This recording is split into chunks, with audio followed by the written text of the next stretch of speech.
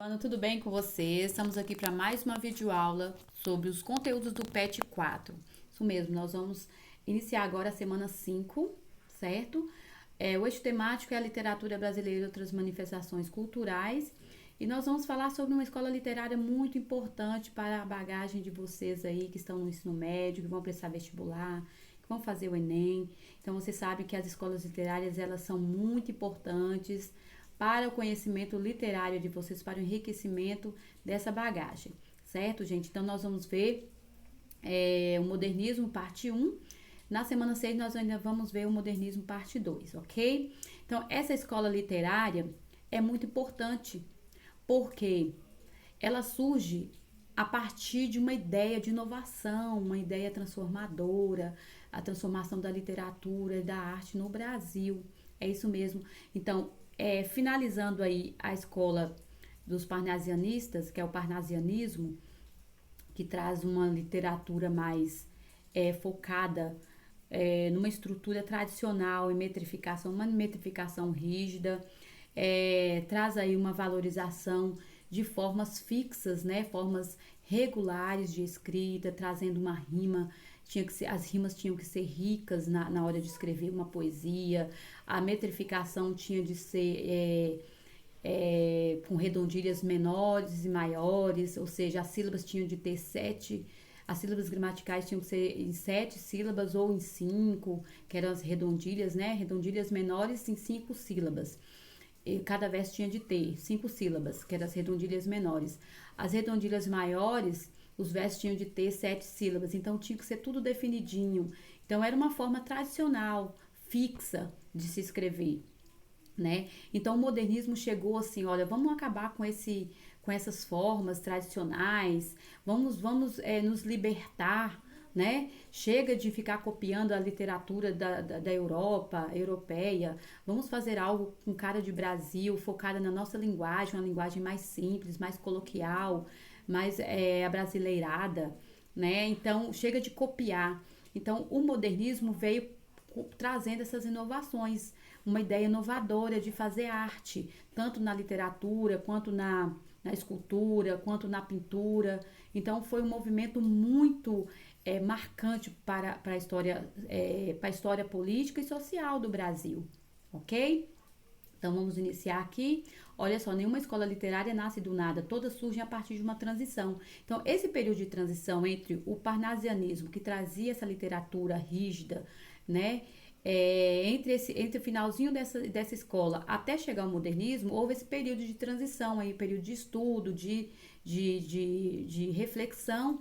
Então, nós chamamos esse período de pré-modernismo, tá certo? Então, o início do século XX foi marcado por essas mudanças significativas. O Brasil estava passando por um momento da continuação da república, das oligarquias. Essa época o Brasil sofria com a influência dos fazendeiros, o cultivo do café no Sudeste, o acelerado processo da urbanização de São Paulo. São Paulo estava crescendo, transformando-se numa grande metrópole. Havia aí o crescimento também das desigualdades, assim como as cidades iam crescendo, São Paulo, né, as cidades maiores iam crescendo, Rio de Janeiro, então cresciam também as desigualdades nessas regiões brasileiras.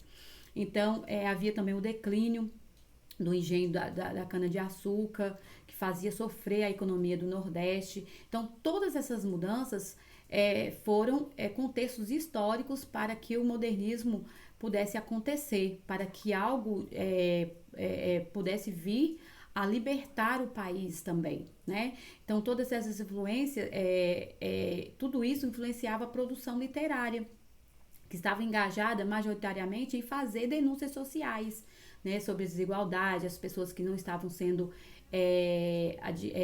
vistas, né, pelo governo em relação às suas posições sociais, questão de igualdade. Então, havia essa necessidade de denunciar as mazelas sociais, né, o mau caratismo das pessoas. Então, surgiu aí então o pré-modernismo, né? Segundo Tristão de Ataíde, vai de 1902, aqui eu destaquei, a 1902 a 1922. 1922 foi quando aconteceu a Semana da Arte Moderna. Então, não há uma linha estética aí, nem estrutural, nem ideológica determinada que caracteriza essa transição, viu? Alguns fatos, além dos históricos, como nós já falamos, alguns fatos históricos aí, motivaram a manifestação do modernismo, como também a influência francesa, tá? Que na cultura brasileira, a amizade de Oswald de Andrade e de Mário de Andrade foram uma amizade aí de escritores brasileiros maravilhosos, né? Que traziam ideias inovadoras. A publicação de As Cinzas, a obra As Cinzas, de Manuel Bandeira. A publicação de Nós, que é uma obra de Guilherme de Almeida. A exposição da pintura de Anita Malfatti também foram elementos que motivaram, né, esse movimento do modernismo no Brasil.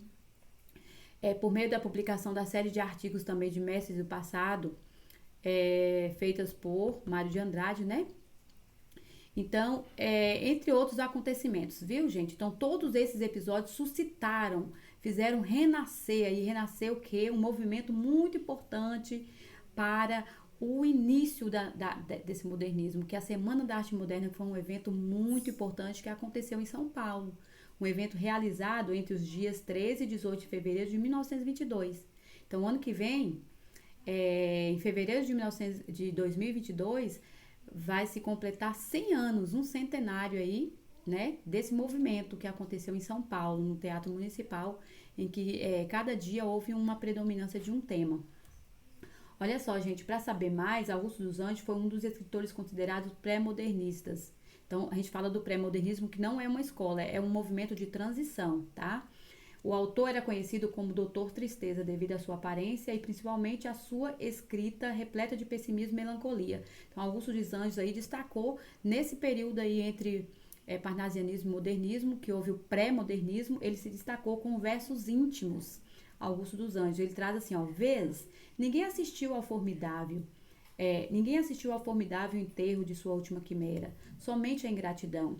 Esta pantera foi tua companheira inseparável. Acostuma-te à lama que te espera, o homem que nessa terra miserável mora entre feras, sente inevitável necessidade de também ser fera. Toma um fósforo, acende teu cigarro, o beijo, amigo, é a véspera do escarro. A mão que afaga, é a mesma que apedreja. Se alguém causa ainda pena à tua chaga, apedreja essa mão vil que te afaga, escarra nessa boca que te beija. Então, esses versos, né, traz aí a melancolia, uns versos bem pessimistas, né, que é escrito aí por Augusto dos Anjos, vale a pena vocês conhecer, todo mundo já deve conhecer, né, vale relembrar que ele fez parte aí de um movimento pré-modernista, tá? Então, ele compunha aí esses versos nessa época. Tá certo? Então vamos conhecer um pouquinho da Semana da Arte Moderna. O Teatro Municipal de São Paulo foi palco de exposições. Então, esse Teatro de São Paulo, ele serviu como palco para exposições de saraus, de conferências e leituras literárias que marcaram o início do modernismo brasileiro. Foi um marco que aconteceu essa semana de 22. Durante essas sessões das semanas, 3 objetivos fundamentais foram apresentados. Quais foram esses objetivos? Por que esse movimento? Esse movimento veio com que objetivo? De reivindicar os direitos permanentes à pesquisa estética, atualização da arte brasileira, tá vendo? Atualizar a arte, fazer renascer uma linguagem artística, literária, focada na nossa criação, na consciência, na estabilização da consciência criadora nacional, bem brasileira.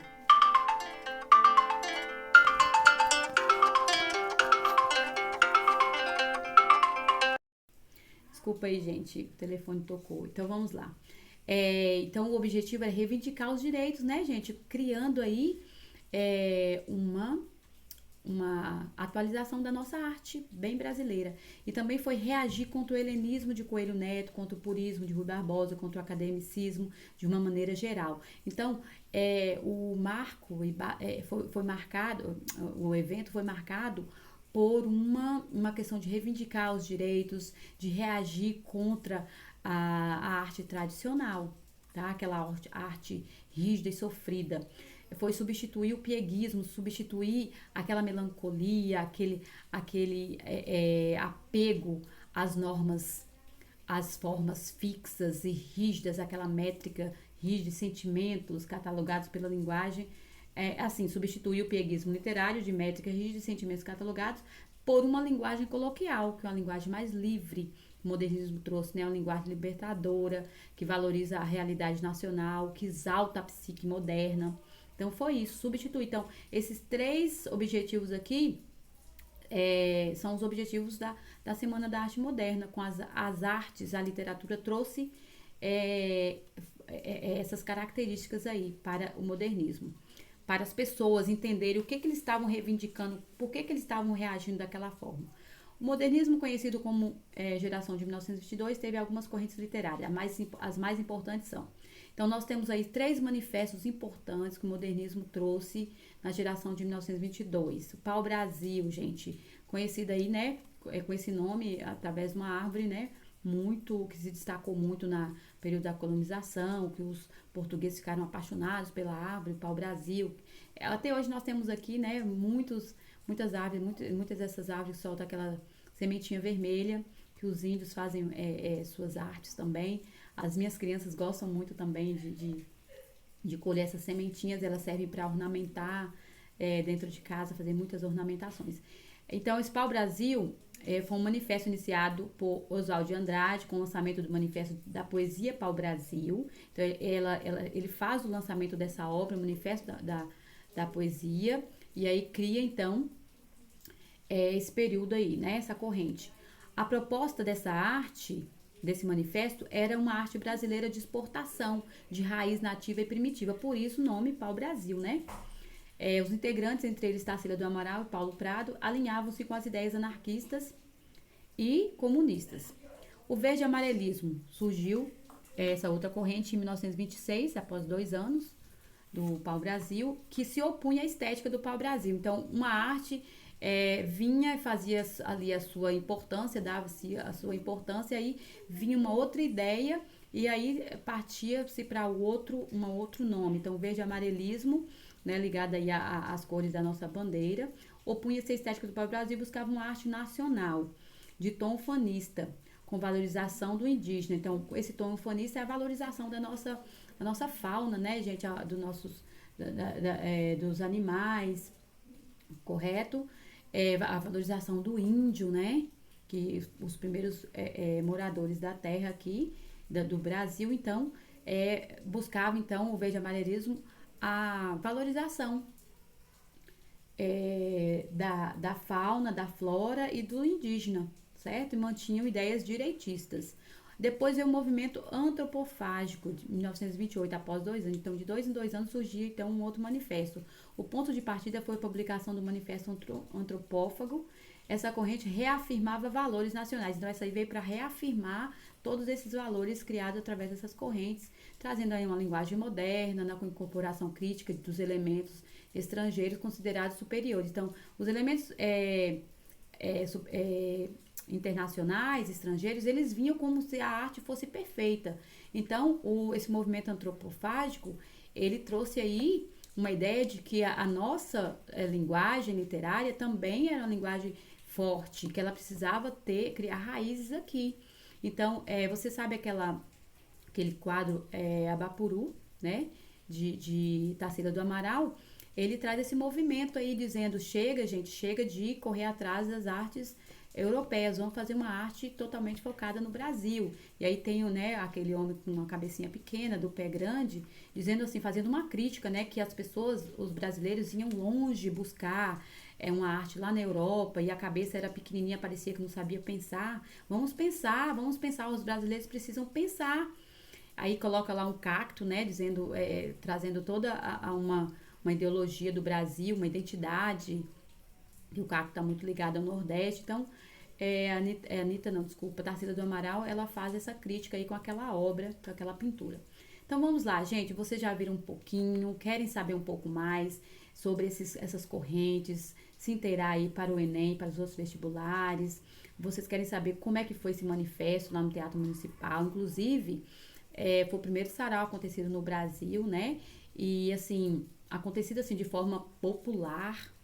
E Os Sapos, que é uma obra, que é um poema de Mário de Andrade, ele foi o poema que abriu o sarau, esse movimento em São Paulo, fazendo uma crítica aí à sociedade, né, que a sociedade ainda estava totalmente ligada ao parnasianismo, às obras literárias tradicionais e foi muito criticado. Ele foi declamado por Ronald de Carvalho, esse poema Os Sapos.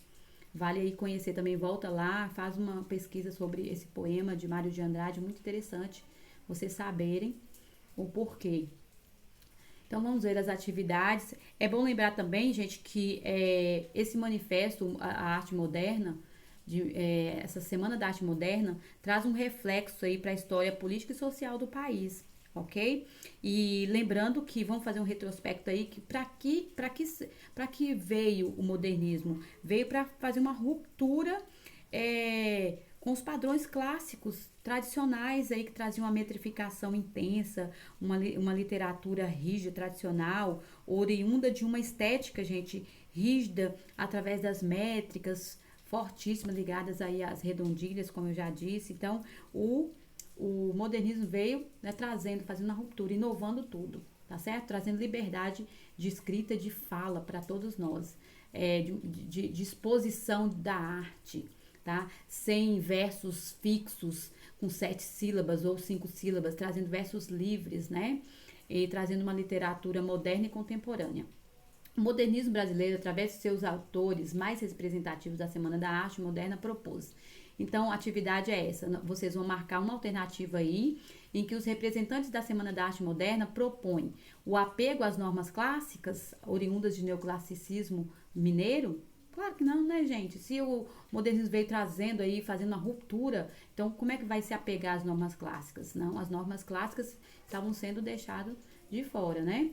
De lado.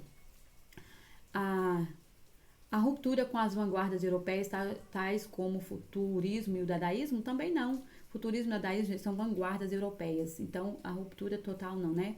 Uma literatura que investisse na idealização da figura indígena como ancestral do brasileiro, acho que não, né? A focalização do mundo numa perspectiva apenas psicanalítica, a literatura como espaço privilegiado para a expressão dos falares brasileiros, uma linguagem, né, libertadora, bem brasileira, abrasileirada, né, aportuguesada, vamos lá então. Sobre a Semana da Arte Moderna, é incorreto afirmar que, então vocês vão marcar o que é incorreto. É incorreto afirmar que tem Mário de Andrade um dos seus maiores representantes? Não, ele era o maior representante, então, né, não é incorreto afirmar. Ocorreu em São Paulo o Manifesto da Semana da Arte Moderna, né, muito fácil, né, pessoal? Foi ao mesmo tempo o ponto de encontro de várias tendências modernas que desde a Primeira Guerra se vinham firmando? Sim, foi. Né? Então, o Manifesto da Arte da Semana da Arte Moderna, o manifesto não, o evento, foi um grande encontro aí de várias tendências modernas. Letra D, foi precursora do realismo? Não, não estava trazendo aí o realismo. Ok, gente? Qual o assunto de hoje? A Semana da Arte Moderna permitiu a consolidação de grupos, a publicação de livros, revistas e manifestos? Sim. Então, a incorreta aí vocês vão marcar que está muito fácil. Qual é a alternativa incorreta? Leia o texto. A semana de 22 não foi um fato isolado e sem origem. Então, essa semana ficou muito registrado como a semana de 22, de 1922. Não foi um fato isolado de jeito nenhum, muito conhecido pelos artistas, por todo mundo que estuda literatura. As discussões em torno da necessidade de renovação das artes surgem em meados de 1910, em textos de revistas e exposições, como a de Anita Malfatti, em 1917. Anita Malfatti também uma precursora aí, né, dessa Semana da Arte Moderna, participou, né, com seus colegas. Em 1921, já existe por parte de intelectuais como Oswald de Andrade, Menotti e Delpitia a intenção de transformar as comemorações do centenário em movimento da emancipação artística. Então, esse textinho aí para vocês se inteirarem um pouquinho do assunto e responder essas questões. Em geral, os artistas participantes da Semana da Arte Moderna propunham, o que eles propuseram? Que a arte, especialmente a literatura, abandonasse as preocupações com os destinos brasileiros e se voltasse para os princípios da arte pela arte. A rejeição ao conservadorismo presente na produção artística brasileira, defendendo novas estéticas e temáticas, como a discussão sobre as questões brasileiras. Propunha que os artistas estabelecessem vínculos com correntes filosóficas, mas não com projetos políticos e ideológicos, fossem esses progressistas ou conservadores. O reconhecimento da superioridade da arte europeia e da importância da civilização portuguesa no notável desenvolvimento cultural brasileiro. Ou eles propunham também que apenas as artes plásticas, como destaque para a pintura, poderia representar avanços revolucionários em direção à arte de fato inovadora. Então vocês vão marcar aí o que esses artistas propuseram, trazendo essa Semana da Arte Moderna. Então tá muito fácil. A Semana da Arte Moderna, em 1922, tinha como uma das grandes aspirações renovar o ambiente artístico. Nós sabemos disso, ficamos sabendo e soubemos antes, e cultural do país, produzindo uma arte brasileira afinada com as tendências vanguardistas europeias, sem contudo perder o caráter nacional, isso mesmo. Por isso, contou com a participação de escritores, artistas plásticos, músicos, entre outros. Analise as proposições em relação à Semana da Arte Moderna e assinale verdadeiro para as verdadeiras e falsas para as falsas, e F para as falsas, V para as verdadeiras e F para as afirmações falsas. O movimento modernista buscava resgatar alguns pontos em comum com o barroco, como os contos sobre a natureza e com o parnasianismo, com estilo simples de linguagem? Claro que não, né, gente? Buscava resgatar o barroco? Não, claro que não, nem o parnasianismo. A exposição da artista plástica Anita Malfatti representou um marco para o modernismo brasileiro. Suas obras representavam tendências vanguardistas europeias, sim, o que de certa forma chocou grande parte do público. Foi criticada pela corrente conservadora, mas despertou os jovens para a renovação da arte brasileira, né? Isso é verídico. O escritor Graça Aranha foi quem abriu o evento com a sua conferência inaugural, a emoção estética na arte moderna. Em seguida, apresentou suas obras Pauliceia Desvarada e Amar, que Amar, verbo intransitivo, que é uma obra aí, né? O maestro e compositor Vila Lobos foi um dos mais importantes e atuantes participantes da semana. Neste ano comemoram-se 50 anos de sua morte. É uma afirmativa verdadeira ou falsa? As esculturas de Brecheret, impregnadas da modernidade, foram um dos estandartes da semana. Sua maquete de movimento às bandeiras foi recusada pelas autoridades paulistas, hoje uma das esculturas públicas mais admiradas em São Paulo. Então, vocês vão ver qual é a alternativa correta, né, gente? A, B, C ou D. Então, vocês veem que a primeira é falsa, né? O movimento modernista buscava resgatar, não, buscava romper com os pontos, né, que traziam aí esses pontos, as escolas literárias tradicionais. E aí, vocês vão ver, ok? Esse escritor Graça Aranha, não foi essa obra que eu disse pra vocês qual foi a obra que abriu o movimento, né? Então, esse maestro, compositor Vila Lobos, foi um dos importantes, talvez seja, né? As esculturas desse Brecheret, impregnadas aí, ou Brecheret, não sei se eu estou pronunciando correto, gente.